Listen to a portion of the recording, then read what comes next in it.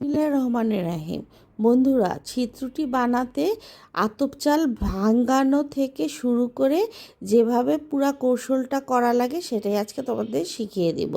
তার জন্য আমি যে ছিটপিঠা বানিয়েছি, প্রথমে বাজার থেকে আতপ চাল কিনে এনে ভালো করে ধুয়ে ঝরা দিয়ে 1 থেকে 2 ঘন্টা রেখে পানিটা ঝরিয়ে তারপরে মেশিনে ভাঙিয়ে নিয়ে এসে ডিপ ফ্রিজে রেখে দিই। তারপর যখনই ছিটপিঠা খেতে ইচ্ছে করে চালের গুঁড়িটা বের করে ঠান্ডাটা কমিয়ে তারপর কুমকুমা গরম পানি দিয়ে আটার কাইয়ের মতো আগে শক্ত করে ভালো করে মেখে তারপরে আরও বেশ কিছু পানি দিয়ে ভিজিয়ে রাখতে হয় 4 থেকে 5 ঘন্টা। তাহলে আমার মতো এরকম নরম তুলতুলে ছিদ্রটি বানানো যাবে।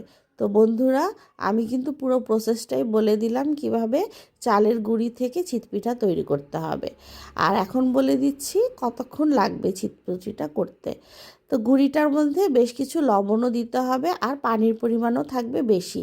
তারপরে দোকান থেকে যে আমরা বোতল আনি সেই বোতলে না ভরে ডিব্বাতে ভরে সেই ডিব্বাটা ফুটো ফুটো করে নিব। এতে করে যখন তখন তাড়াতাড়ি ডিব্বাটা ভরে গুঁড়িটা ভরা যাবে এবং খুব সহজে 1 মিনিটেই এই চিতপিঠাটা তৈরি করা যাবে। এবং চিতপিঠাটা আমি যেভাবে দিয়ে দিচ্ছি ছড়িয়ে তাওয়াটা খুব ভালো করে গরম করে তারপর চুলার জালটা একটু কমিয়ে দিয়ে চিতপিঠাটা বানাতে হবে। একটু ঢাকনাটা ঢেকে দিতে হবে 10 থেকে 20 সেকেন্ডের জন্য।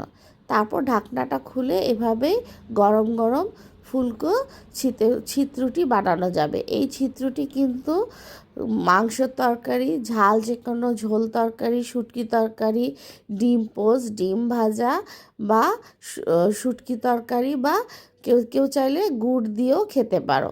তো বন্ধুরা, আমি একটা টিস্যুতে একটু তেল দিয়ে একটা বাটিতে তেল নিয়ে টিস্যুটা ভিজিয়ে ভিজিয়ে তেলতে তারপর তাওয়াটাতে একটু ছড়িয়ে দিয়ে তারপর এরকম কন্টেনারে ভরে ভরে গুঁড়িটা নিয়ে নিয়েছি।